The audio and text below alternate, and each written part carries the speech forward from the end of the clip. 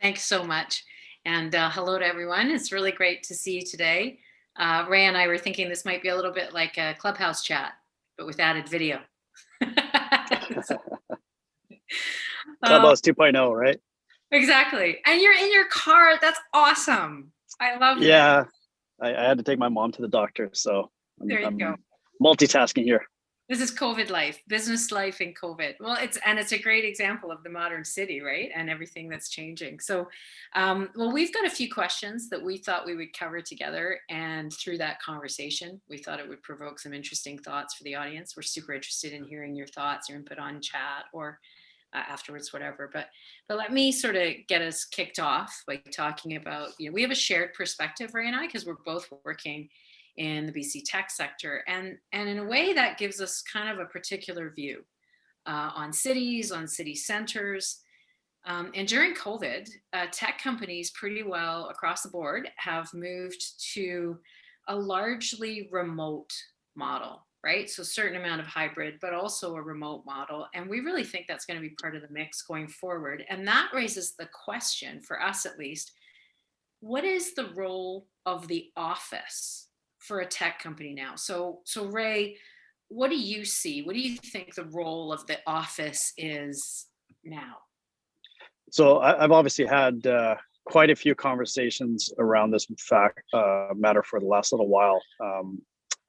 One of the I hate to say it, but one of the blessings of COVID was that it affected the entire world at the same time. And so a lot of people simultaneously had to re-examine and re-evaluate how they work, but also got epiphanies of how they could operate in new ways and adapt to new technology and whatnot.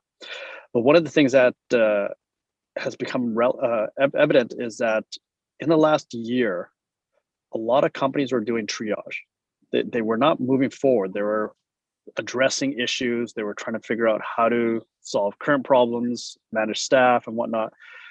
And what's now started to come to light is that work from home was very powerful and easy to change over to while solving problems. The actual task of solving problems, executing on development or whatnot, work from home allowed for that. But where you're seeing challenges now is the process of actually identifying what problems to solve, the process of trying to figure out how to solve these problems. These processes historically have required in-person contact, reading of body languages, collaborations, off-the-cuff conversations in the coffee room, or tossing ideas back and forth randomly.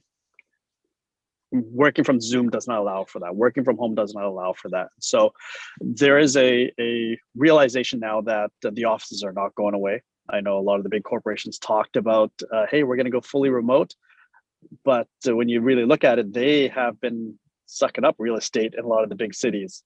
And where you might think, hey, they should be cutting their leases. I don't really know any large corporation that's cut their leases. I know some are reevaluating how much space they need and how they're going to utilize their space. But downtown core offices, I think, are still going to be very relevant. There is an opportunity to evolve the office and look at how it's structured, like open plan offices may shift more towards closed room offices and communal spaces, or more collaborative spaces as opposed to single desks. Yeah, yeah. One of the other big things I've seen come out is the concept of hub and spoke. And so you have a core office for Thinkific or later.com in the downtown core, but you might have a shared office in a community hub or an incubator in Burnaby or New West or Port Coquitlam, where your staff that chooses to work from home can have a bit of an escape, a place to go to that isn't all the way downtown, but close enough to home that they can get out and be around other adults and be around other people that have a higher level of expertise and may not just be in your organization, but others that you can collaborate with. This has been one of the failings with rural incubators and co-working spaces, is that a lot of times the mix of people in there is not a high caliber. It's people that are starting out, people that are freelancing, and you don't see more senior level professionals going there because they don't see any benefit. But now in this scenario where you do have more senior level people working remotely from home, you can expect those hub locations to have a higher caliber of people and more in-depth conversations or whatnot, high level conversations. But I do not see the core office downtown going away anytime soon. Yeah. No, well, we see a lot of the same sort of thing, right? So everybody, I think, for years, we've convinced ourselves that there's a productivity issue, right, with people working from home. But exactly like you say, it's not productivity that's the problem; it's creativity, and Mhm. creating in a sort of on your own at home environment or in your car is more difficult than when we're together. And yeah, I really share your vision that we're going to want to get together after COVID, and we're going to want to create new problems to solve and work together on the interesting thing. So if the office remains, okay, but the nature of the work that happens within the walls changes, and maybe therefore the setup of the office changes. I wonder if that even changes what downtowns are, right? Like if you think about it Mhm. today, we think of downtowns are where you go to work, right? And where you live is where you experience leisure and creativity and the arts and entertainment. And if the office becomes more a place of playful work and creativity and connections and networking, exactly as you're describing, does that maybe give an opportunity for revitalization and vibrancy? Well, so one of the other conversations that's been very top of mind for a lot of the CEOs and executives I've talked to is there's this other challenge with work from home where you have a younger workforce that by and far is going to have a massive impact. I just put an article in Forbes today or yesterday about how your KPIs for businesses need to align with the values of Gen Z. And we've already seen it with Black Lives Matter. We've seen it with GameStop recently. This is a very, very powerful generation. And there's a challenge now with working from home. A lot of these younger employees, entry level employees, are not getting the exposure that they need to level up their skills and learn how to solve problems. Because even though they historically were not involved in the actual solution process, they learned through osmosis. They were in the room, they were around people discovering challenges or bouncing ideas back and forth how to solve things. And so they learned through that process. Now, working from home while they're on Zoom, those acts of discovery and problem solving are happening outside of their vision. And there's a gap there. And people realize that their workforce is going to lag behind in this fully work from home scenario. But the other side of it is you talk to this younger generation. They want to be in an office. They want to get out of their homes. Like they've gone through school. They've gone through the first 20 years of their lives with home life and whatnot. They want to experience the next evolution of their careers. And so going into an office, being around people, having a culture, all these things matter to them. And being able to mold and shape that culture is important to them. And so when you have something that's fully remote, that's not possible. And so when you do look at these offices being more collaborative environments where people will come in to solve problems or do group activities, that doesn't just stop at 3 o'clock. People want to go out for socializing, for networking, and team building. And so when you do team building is a perfect example. Like you're going to have more things um, happening from home when people do get together. How do you galvanize them? How do you make things happen? And team building, outings, those type of things matter. And so one of the things I see is downtown cores will probably be more vibrant, if anything, more activities, more bars, restaurants, uh, activity centers. You can even imagine with the shift in retail going to online and e-commerce, you've got a lot of retail locations, shopping malls and whatnot. Do those become more community center centric as opposed to retail centric? And so no more big anchor corporations, more community spaces and collaborative spaces, entertainment spaces lined with retail. Yeah, that's exactly what I think we're going to see, right? So it's like the hard boundary of work and leisure, I think is going to really get erased or rubbed out a little bit.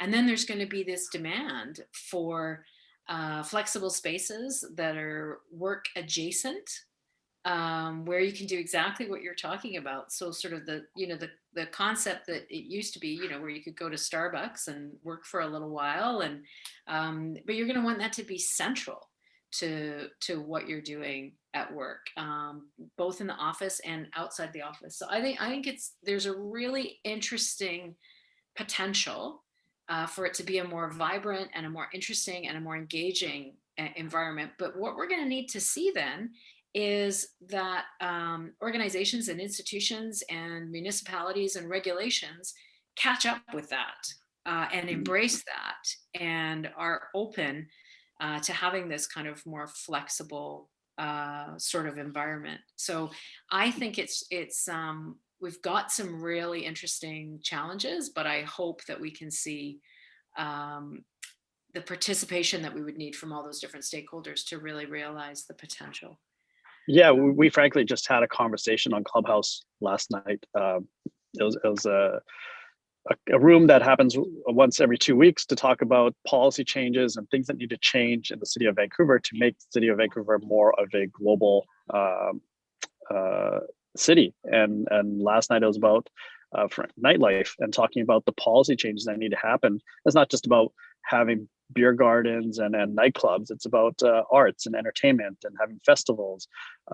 What type of policy changes need to be in place to allow for that? And this is going to be far more important moving forward. But I want to kind of throw it back to you as we're talking about the downtown, and I mentioned how the hub and spoke, the tech companies and knowledge companies, they are big fans of the urban environment. Like, it's not going to be fully back to the office. It'll probably be a hybrid where 2 to 3 days work from home, 2 to 3 days in the office.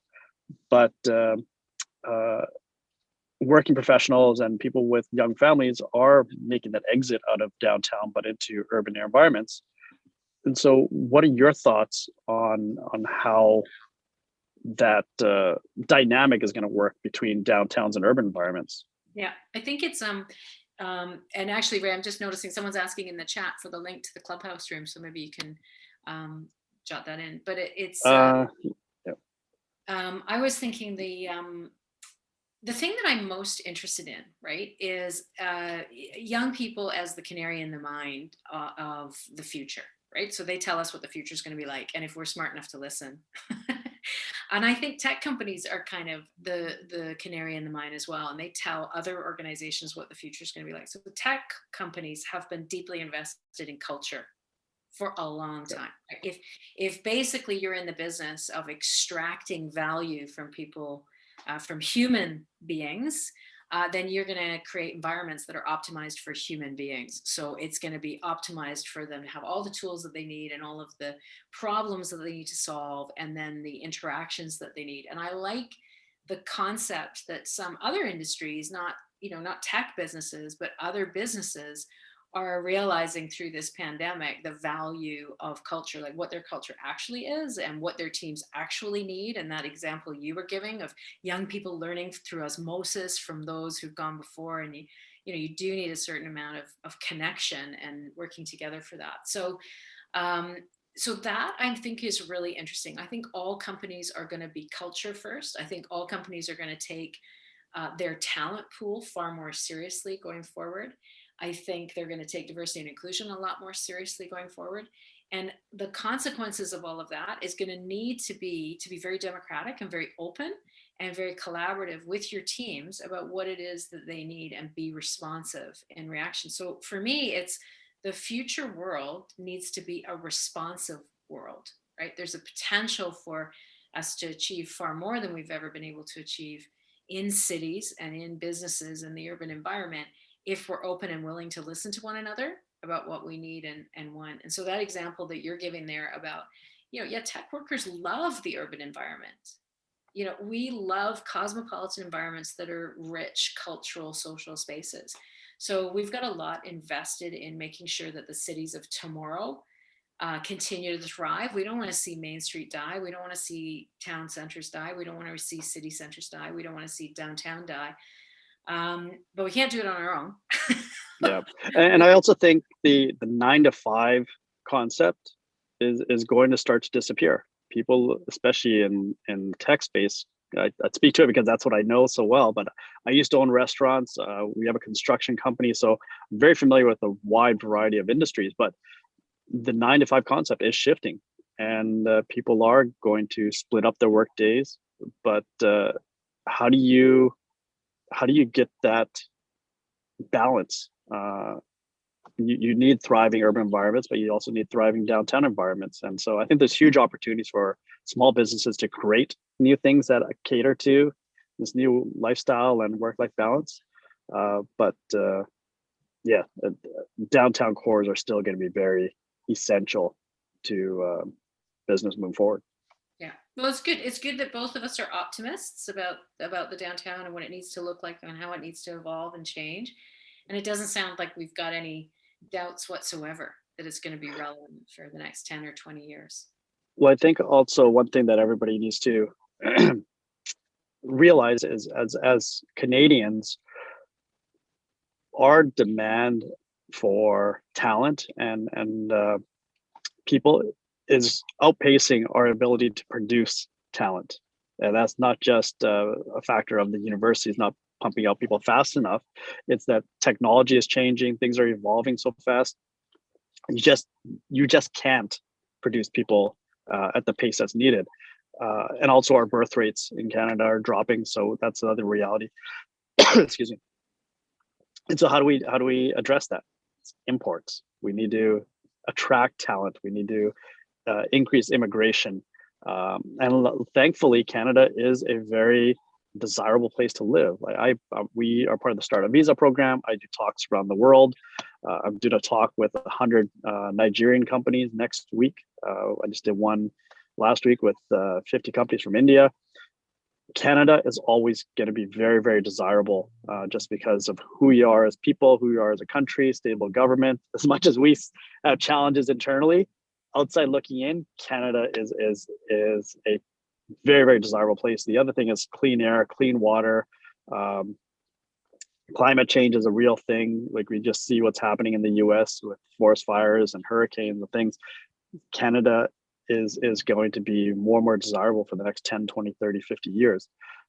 And so how do you create a thriving metropolis area that continues to attract people and people want to have good lifestyles? Yep. The future belongs to Canada and the future belongs to cities. So as usual, your tech panelists have given you an optimistic view. We hope we delivered to you what you needed. Thanks very much for the time. We've really enjoyed the conversation. Back to you, Shrews. And sorry, for anybody that's looking about Clubhouse, just Google Vancouver. Vancouver-based creatives is one group that's talking about the creatives in town. We do a show every Tuesday at 9 a.m. Pacific called Vancouver Tech Morning Coffee. And the evening chats are usually Wednesdays at 8:30 Pacific time. We don't quite have Vancouver clubs set up yet. We're still on the waiting list. But if you just search for rooms, anything with the title Vancouver in it, they should pop up.